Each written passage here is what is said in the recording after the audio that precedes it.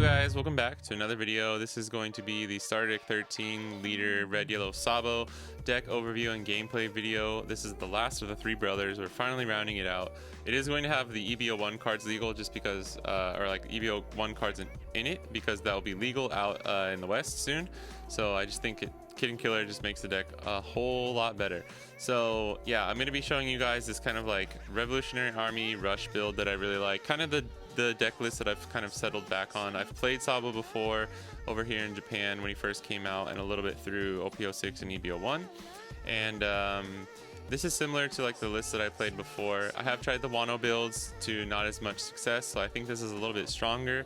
And maybe I'll do another video, just like a fun little video for the Wano build. And the Straw Hat Rush variant is really strong too, but I do really like this Revolutionary Army build. I love having Karasu in the deck. He's just so strong. And yeah, some of the combo plays you can do with the Revolutionary Army stuff is really good. But let's look at the deck.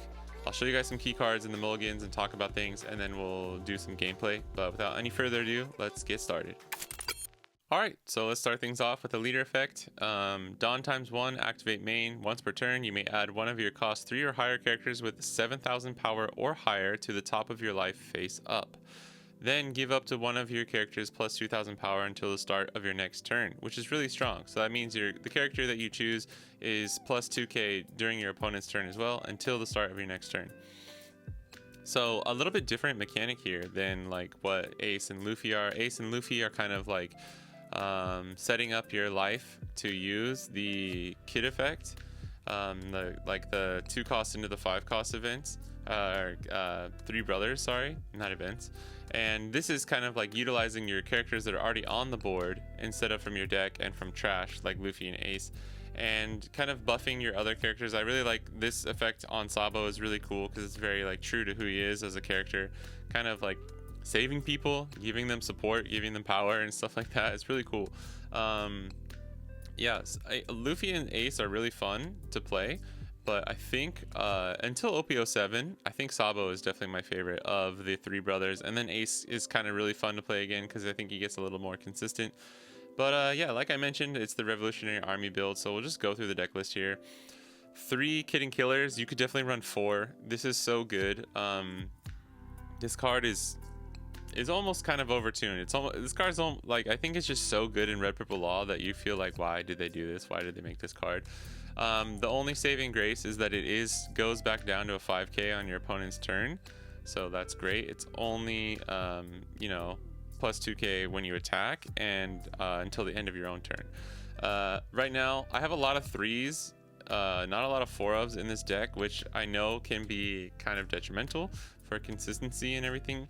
But I think there's enough consistency with the search and just like finding the pieces you need, where it's kind of up to you. You can change the ratios however you like. But then I have 3 of this Ivankov. If there was another card I would really want to make 4, it would be this card, because this is kind of how you flood the board. This is really important to just getting your extra Revolutionary Army cards out.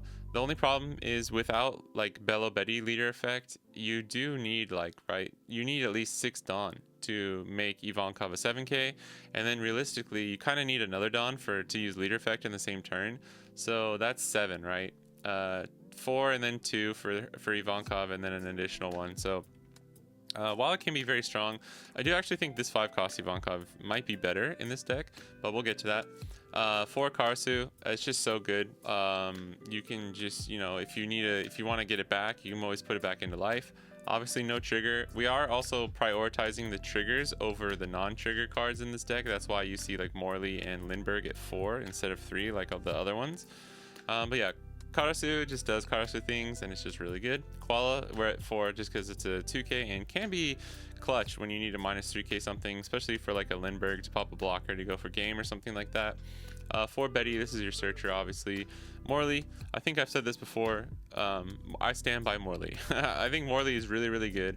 It's really strong into, because here's the thing, if you have Morley and Rush Luffy on the field, and you can get them both to plus 2 Dawn, and then Morley just needs the 7k power, so you can just use leader effect. You don't even have to put Dawn.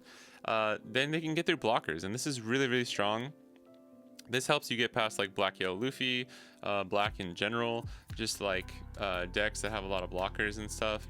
And I just think he's really strong, and he can get played out of trash. You do have to, or out of life. You have to trash a card, but yeah, normally it's worth it, right?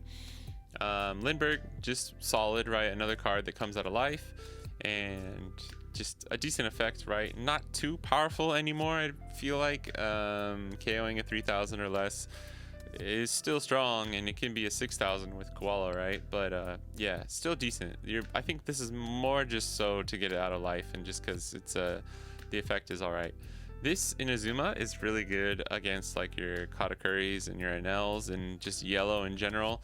Can just be really strong too. You can play this out with the 4-cost Ivankov, and yeah, it's definitely becomes a threat, right? Because Banish is just always strong.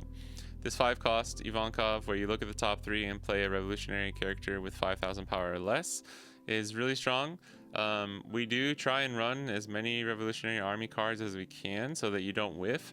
I think there's enough in here that the consistency is good enough to where like there's not that many non-revolutionary army cards to the point where you're probably going to hit this most of the time. We also are not running any events, so it's all characters to kind of help the consistency here. I do like running Amaru in this deck, just because it really helps you go for game. Like if you don't have Rush Luffy or Morley and you need to rest that 4-cost blocker, but it's every time I've tried to add Amaru into this deck, I lose the counter power, or we're losing the revolutionary army cards that we need. But it's definitely something you can think about and tech in. 3 Rush Luffy, this is another card that you could probably run at 4 and it wouldn't hurt. Again, these are just some ratios that I've landed on testing over the past week with this build, and seems decent. You know, you're still running 4 of the kid Luffys and 3 of the 5-cost, so you still have the options available. And you know, if you run out of the 5-cost, it's always a 1k counter with a kid Luffy. Hiyori, it's just another 2k, and obviously to get some of those early plays where you can manipulate your life and get the 5 costs on and use their effects with the 2 costs. And then we just have the kid versions of Ace and Luffy, and then obviously one of the shining stars of this deck is the 5-cost Ace, just because anything with Rush and honestly Luffy and Ace are like the stars, and then like Kid and Killer is like the kind of third member in the background. He's doing the same choreography, he's just not in the front, right? And then the engine itself, the core, is just all the revolutionary army cards. Our main thing here is, and we're not running like Kikunojo is another great card to run in Sabo. That's why the Wano package is so much fun, because when you high roll and you're playing against like Katakuri, kind of just destroys the Wano package because you can't manipulate. He can manipulate your life and you can't really set things up. But if you get them down to 3 or less life and you just recycle Kikunojos and stuff like that, it's extremely strong. But the main thing here is you want to like play, you could like, for just an example, right? I think I talked about this in the overview video, but this is one of the strongest plays with Sabo is you have you have Luffy or Ace, you can play them and then put a Dawn on leader, like swing with them, and just in any kind of these combination, like any combination of this, like play and swing with these 2 characters, and then you have the Dawn on leader and you use the effect. You put the Luffy or the Ace back into your life, giving something else plus 2k power. So say it's a Karasu or something, and you can just use the effect is live, right? So really strong. But then let's say you also have one of the 2 costs, and then you can just play the 2 costs, get that back out of life, and if you want to, you can swing again. Like the rush factor with the kids and getting them back out of life is so strong. Like you can do all that in 1 turn, right? You need 5, 7, 8, like minimum 8 Dawn to do that, just to swing twice, right? And if you have 10, you can just put more Dawn and you can swing more, right? Really strong. That's the main thing you're trying to pull off towards like mid to late game. If you can get that combo off, it's so much pressure that you're probably gonna be able to like you have a really good shot of winning, right? And then besides that, you're kind of just trying to strategically place things into your life, like maybe you want to get the triggers back out of life, or just you need to survive another turn. So you have a Kid and Killer, you play it. If your opponent's at 2 or less life, it's already a 7k, so you get that swing, and then you're like, okay, I need to get this card back, or like I need another life. Boom, for 1 extra Dawn, so that's 5 Dawn, and you just get to put Kid and Killer back in for free, which is why he's so amazing. And I think better than just the 3-cost Zoro. The 3-cost Zoro is good. It's really good early game, right? If you're going first, but it does struggle because you have to put the 2 extra Dawn on there. Kid and Killer is a 4-cost, so 1 more than the 3-cost from Zoro, but you normally don't play this early game. It's like a late game finisher, right? But with Sabo, you know, if you do get your opponent down to 2 or less life early on, then it's just even more pressure. But yeah, that's the main gist of this deck and how it works. So let's look at some key cards and mulligans and stuff. Okay, so we've already kind of gone over the main cards, right? But these are them. These are the main players. Obviously, certain matches you're just going to want to rush. You're going to try and rush them down as fast as you can. And other games you're going to kind of want to try and go wide. Like Katakuri, you want to go wide and rush at the same time, kind of, right? Certain matchups too, like against against black, you're just trying to deal with them KOing your characters and trying to get a lot of rush off, right? You're like trying to put some good pressure early to mid game, and then set up for your like lethal finish turn, or you're like going for lethal towards the end of the game with some of your rush, and just really putting the pressure on your opponent. So you have a few strategies that you can work for, right? The main thing here with Sabo, I feel like it is very matchup dependent, but there are obviously some key cards that you can try and get. Like having one of the brothers is really strong. Having one of the 2 costs or a 5 cost, you don't really need them too early on, but it does suck if you don't draw into them. So I would say like here's maybe if you want to look at something that's like pretty good, right? So you got, this would actually be pretty sweet. This would be pretty sweet. 1 2 3 4 5, just like this, right? And this could be the 2 cost or having the 5 cost is a little bit safer, right? Because even if you have the kid, you have to have the 5 cost into life before you can use the effect, right? Our main goal with Sabo, I don't really think, is getting the leader buff off at like as much as we can. I think it's just like if we pull it off, it's just all the sweeter, right? It's like really great to get that buff, really great to get that potential 2 rush swings going in. But I do think that like generically just going wide with the Revolutionary Army and manipulating the attack power and everything with that, like with Karasu, and then having our rush is really good. And then obviously, you know, like Hiyori is a good manipulation card, and we just need our 2Ks or something like that. This would be a decent hand for a lot of matchups, which is why I think this is a good like example. As for going first or second, I do think that also kind of depends on the matchup. I have found that with it kind of depends on what you want to play, right? Like if you're trying to play your 5 costs, then to also use leader effect, it helps having the extra Dawn, right? So like if you're at 6 Dawn, you could play a Luffy and use leader effect, right? But with some of your even costs, it's just really nice to be like, okay, if I have 5 Dawn, I can play Kid and Killer and use leader effect, right? So I think it does kind of depend, just because a lot of the time you are kind of trying to rush them down. I think if you're running the 3-cost Zoro, you can definitely steal first a lot, but first seems pretty strong. I like going first with Sabo in a lot of matchups, but going second can be fine. Like I said, like if the game plan is like really we're just depending on the kind of late game combo rush plays, then it never hurts. It never hurts having the extra Dawn for some of those the odd curve cards like Luffy and Ace, right? But yeah, I think with the 3 brothers, a lot of like Luffy kind of wants to go second every time. Black Luffy really wants second. Ace, I honestly think second is strong, but it's kind of dependent on the matchup too, and I think you can be strong going first. It all depends on your build and like what your matchup is, right? So but I mean, rush aggro decks normally enjoy going first, so if I had to pick one, I would say first is pretty strong without a doubt. But though that's the deck, those are the main cards. These are some cards to mulligan for and to like keep in mind when you're thinking about your matchups. So let's jump into some gameplay. Okay, REIJU. Let's I'm gonna go second. I'm gonna go second.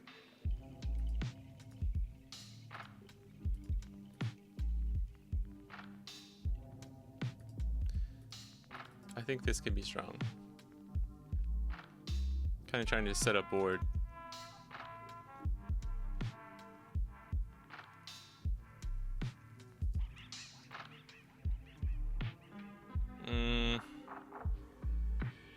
Damn. We can give him the 2K. Easy. Okay. That's not good, actually. You can just pop this. I guess he doesn't have it yet. No stage. That's really good. No stage yet. We do have this combo ready to go, so that's awesome. That's really, really good. Question is, do we play Ivankov here, or do we just go 5-6? I think 5-6 might be better. To kind of just pressure them down while they still can't prep things. Oh, he's running Yonji. Okay. You're one of those guys. Alright. I know everyone hates on Yonji, but it's still okay, right? It's good against Yamato, I'll tell you that much. It's decent against Yamato if you compare it with another 5-cost blocker. Alright, okay. So he had it? Or he just found... Oh, no, he just got it. Okay, okay, my bad. He used the event. Okay, got it. Yeah, and that's why I wanted to just swing, because I knew Betty was probably going down the next turn. We're going down, down, daddy, daddy. Shout out to that old classic.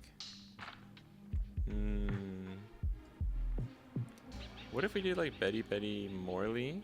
Swing 6? Is that crazy? How crazy is that? Is that weird?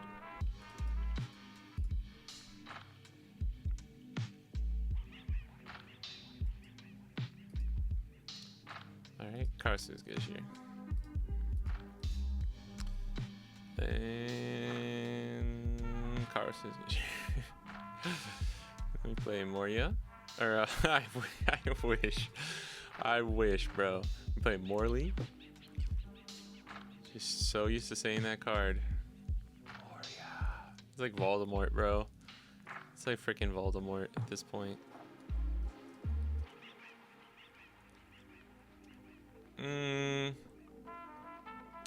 If they have an easy, we get really punished here. Like, really punished.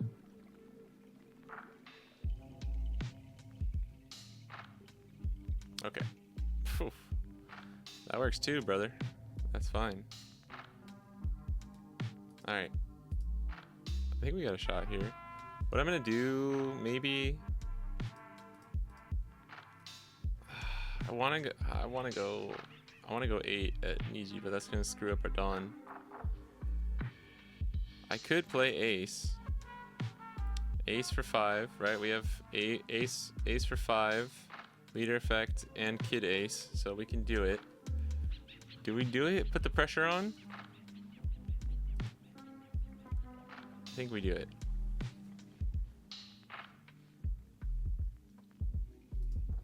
Let's swing 6 first. Let's see what he does here. We're gonna be building our board here. Oh no! Oh, I'm such an idiot. I forgot about, we're doing the kid. Dummy. Oh, he took it. Never punished, bro. Never punished. Holy crap, never punished. What if that's just a 5-head bluff. I didn't make a mistake. You guys are crazy. I almost just played him too.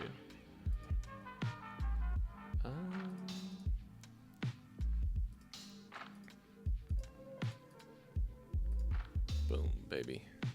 We're back in action. Do you think the pressure is good enough here? Definitely swing with Ace. They'll both be 7Ks. I think we just do it. I think the pressure here is worth it. Look at all that green. There's stage. Uh-oh. Here come the Ichijis. The Ichijis are coming. The Ichijis are coming. Well, we're 7K leader. We're chilling. Ichiji doesn't scare us yet. I mean, a little bit. I'm a little scared. That's 4.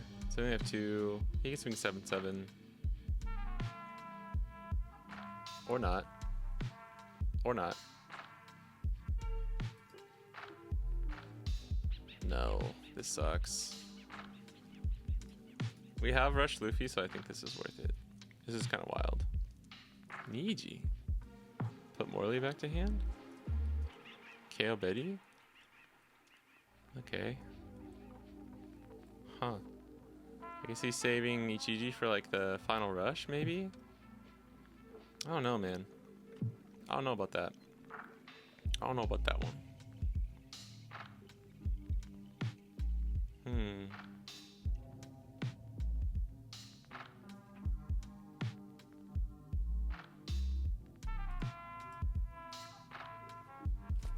mean, I don't think I need to save this Ivankov for counter. I could play this though, 5.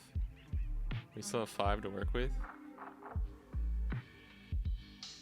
Let's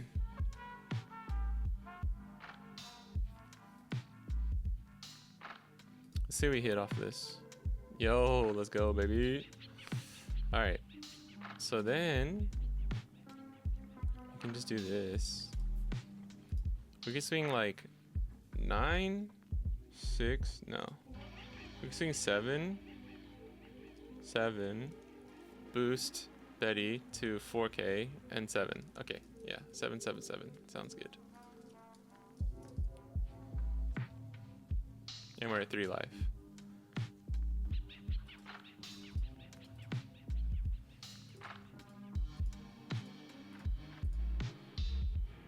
Maybe should. No, they can't hit us, right?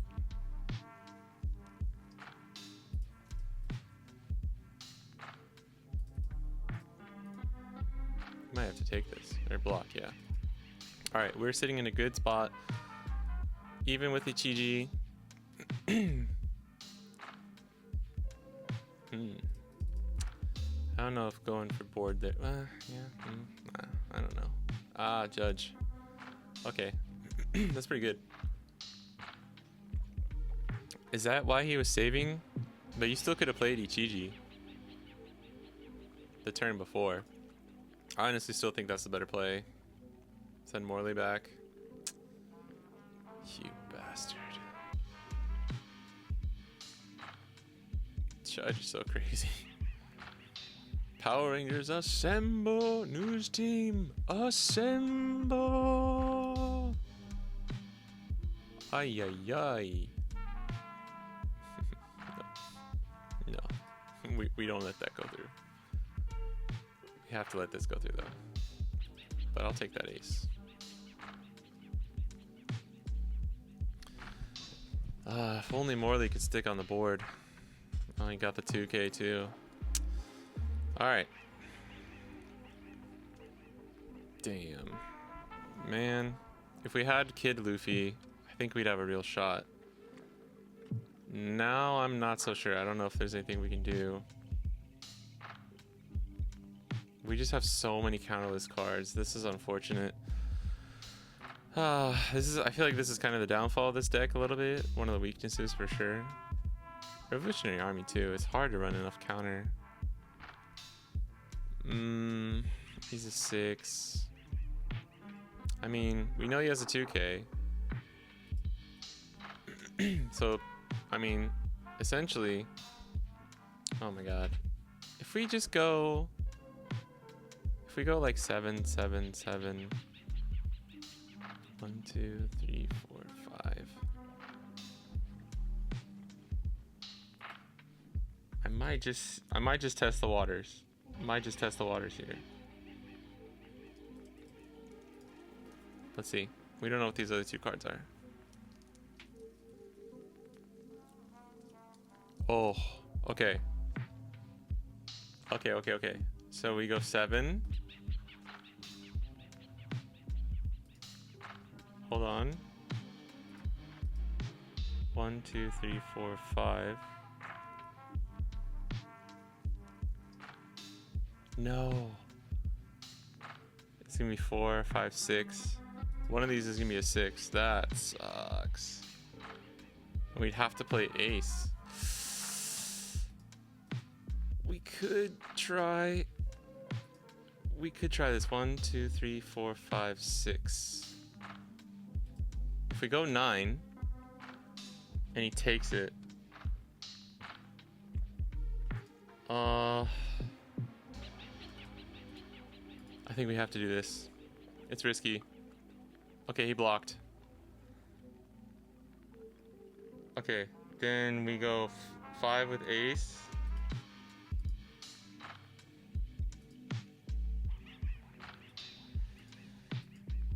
Four, 5, 6, 6 and 7. Oh my god. This is a nail biter. Oh, you mother effer. Dang it. Oh my gosh. Fish. Oh my god. I thought they just somehow played another judge for some reason. I was like, oh my god. Wow, he got the blocker too. Holy shit. I don't know. That's 4 though. He's gonna know right away that I don't have counter. And ace. Yeah. At least we know what his card is though.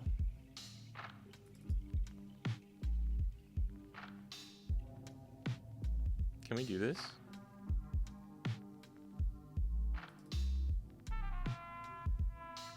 Please, let me get a character out of life. Please, please, please.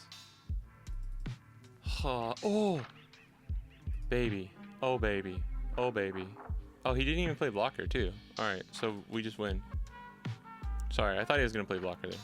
I didn't realize that was going on. So, we know... Yeah. I mean, yeah, just to be extra safe. Whew. Alright, we got it. Oh, we got it. GG. Man. That was actually a really good game. GG's to them. That was a nail biter, bro. The cool thing too is like I didn't want to just like stunt on the guy and like take the time to do this play or whatever, but we had it. We got the Luffy. Like that was so clutch. The kid Luffy. Like I didn't want to waste his time when we knew we had lethal. Oh, this was the character that we needed out of life. Man, that was crazy.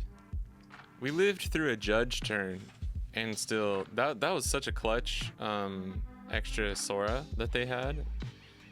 I think I'd have to go back and look. I think the way we split that up was either the most efficient or like close to one of the most efficient ways, right? Because we got them down to where like they literally needed the 2K or else they lose. So that's, I mean, if you can't calculate for lethal, I think that's the next best thing. And I think we did it in a way that like threw them off a little bit. I don't think they were really expecting that. There's so many variables to account for when you have something like you have Luffy and Ace and you have the kids and cards like Kid and Killer. They make it really hard. But GG's to that guy. That was a good game. That was a good one. We squeaked it out in the end, so that was nice. Alright guys, that's going to be it for this video. I hope it was helpful. I hope you enjoyed the games. Please let me know if you like the multiple game. Like I'm probably not going to do 3, 4, 5 games in one video anymore unless it's like a really special dedicated Yamato one or something like that. But please let me know if it's like, oh, I just like the one, I just want to see a little like how the deck works and the gist of it, or if it's like, no, 2 is nice, 2 or 3 is nice because you get some variety and I can see what the other like the other leaders are and how it stacks up against the meta and stuff. So let me know. These are supposed to be just kind of like generic, kind of like almost kind of like beginner guide videos for these leaders that I'm not as proficient with. So please keep that in mind. And yeah, let me know if you liked it or if you would like me to do it in a different way, and I'll see what people say and maybe we can change things. But for now, thank you for watching, and I'll catch you guys in the next one. Peace.